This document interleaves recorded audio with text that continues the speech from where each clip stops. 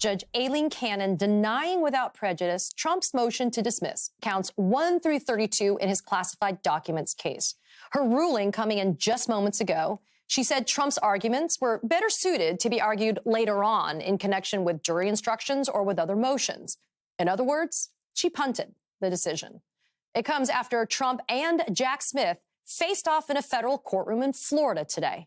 Trump's attorneys arguing to dismiss the entire superseding indictment against him, claiming that the Presidential Records Act gives Trump the authority to take and claim those classified documents as his own personal property.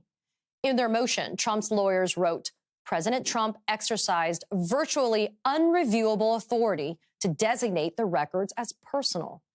In court, Trump lawyer Todd Blanche arguing, quote, presidents since George Washington have taken materials out of the White House at their own discretion. The DOJ quickly shooting back. The documents charged in the indictment are not personal records, period. They are nowhere close to that. Remember, Trump allegedly had nuclear secrets stashed away in some of those boxes. The DOJ emphasizing the gravity of the whole scenario. Quote, there has never been a situation remotely similar to this one. But those weren't the only arguments presented by Trump's team. They also resurrected an old favorite. But her emails, arguing that Hillary Clinton wasn't prosecuted, so Trump shouldn't be either. I should note, the FBI found that Clinton never discussed any classified material in the emails on her private account.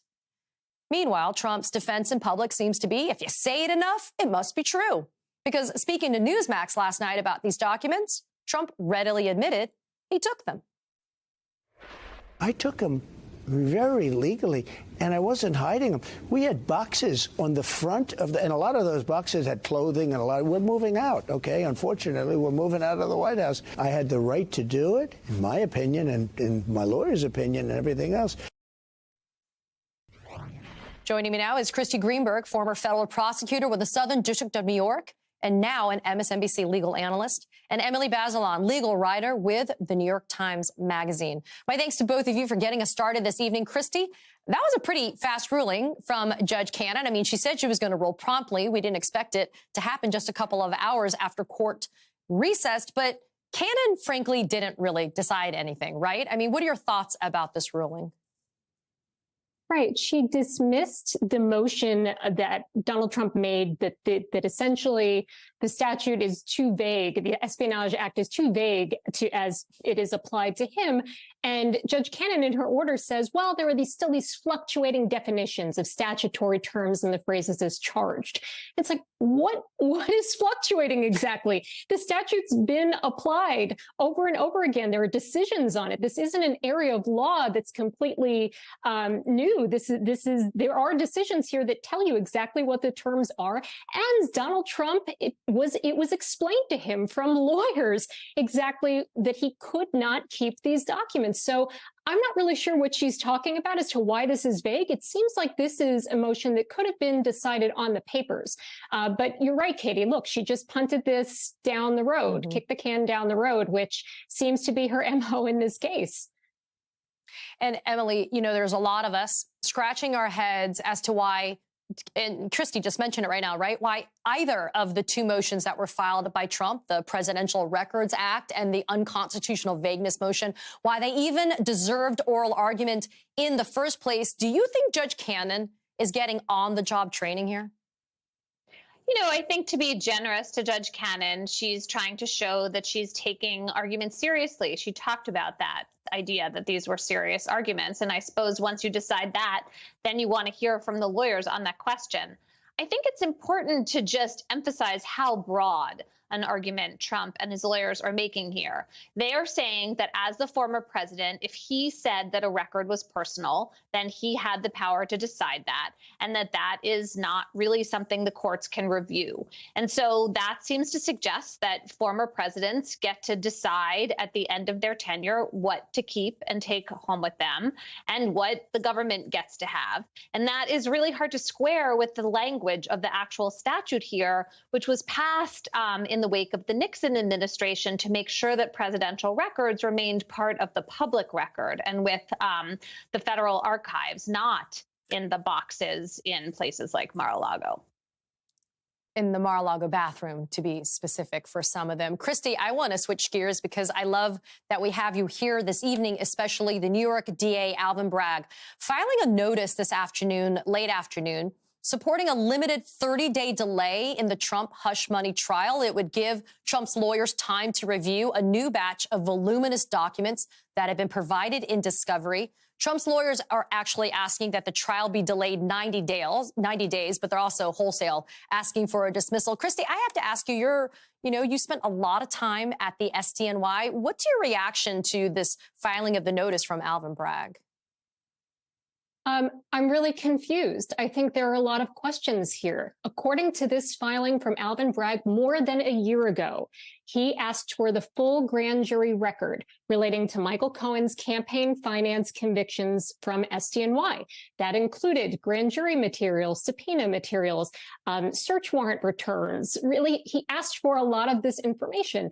And SDNY produced a subset of what he requested, and they produced that, as they should have, back in June of last year. Now, in January, Donald Trump serves a subpoena for apparently a lot of this same material.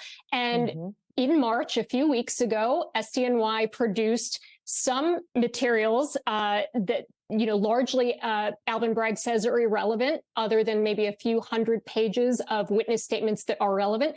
But then yesterday, they produce another 30,000 pages of documents. And Alvin Bragg says, this is what I asked for more than a year ago. So there are real questions as to why, if he asked for it over a year ago, it's getting produced less than 2 weeks from a trial date. And that's not all. SDNY apparently has also said they have more to produce and that they are looking to make a production next week. Well, this trial is scheduled for the 25th. You cannot be producing documents on the eve of trial. This Cohen prosecution happened in 2018. There is no reason why they should be producing documents on the eve of trial. I think there really needs to be an explanation here. And just one more point. We say all the time that Donald Trump's tactic is delay, delay, delay. And that is largely true and largely frivolous. In this situation, Katie, as you know from being a prosecutor, you don't want to be in a position ever where you're producing documents on the eve of a trial that both the prosecution hasn't gotten an opportunity to review and the defense hasn't had an opportunity to review. So again, this doesn't seem like it's Alvin Bragg's fault. He produced what he had in his possession, but it's a real question as to why he didn't get these materials sooner. Yeah, Emily, to kind of use that as a springboard, what Chrissy just explained, Bragg in his notice also talks about the fact, though, that delay should be attributable to Trump because Bragg turned over thousands and tens of thousands of documents last year, but it was only until mid-January of this year, just shy of 60 days going to trial, right, that a subpoena was served by Donald Trump on the U.S. Attorney's Office, Southern District of New York, to get these documents, some of which it sounds like, according to Christy, and I would agree, there's a huge overlap there, right, from what was turned over in production last year and what was subpoenaed. But why is it then that this possible delay, which is going to be another win for Trump, the way I look at it, though, a little bit, Emilio, it's still a state prosecution, though, right? It's not a federal prosecution. So maybe it doesn't go to trial this month, but maybe it goes to trial next month, still in advance of November.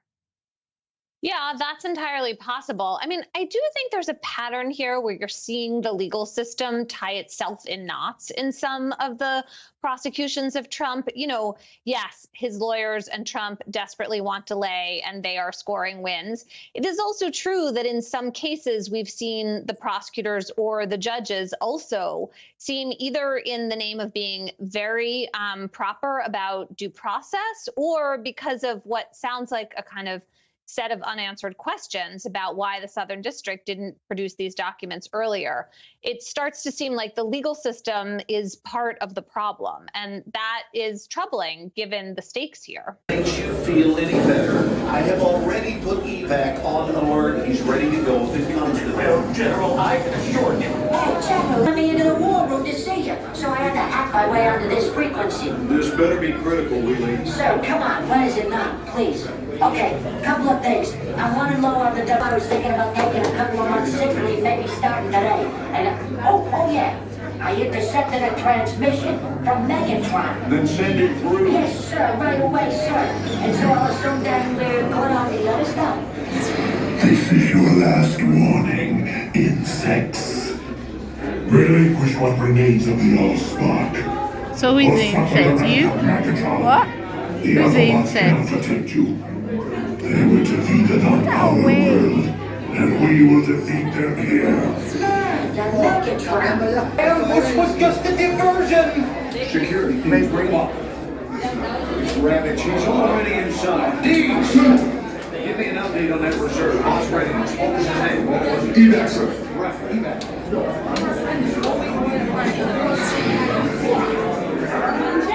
She's right in front.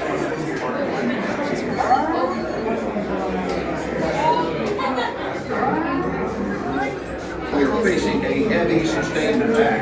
They appear to be after the Allspark craft. General Marshall! General! We need to evac immediately.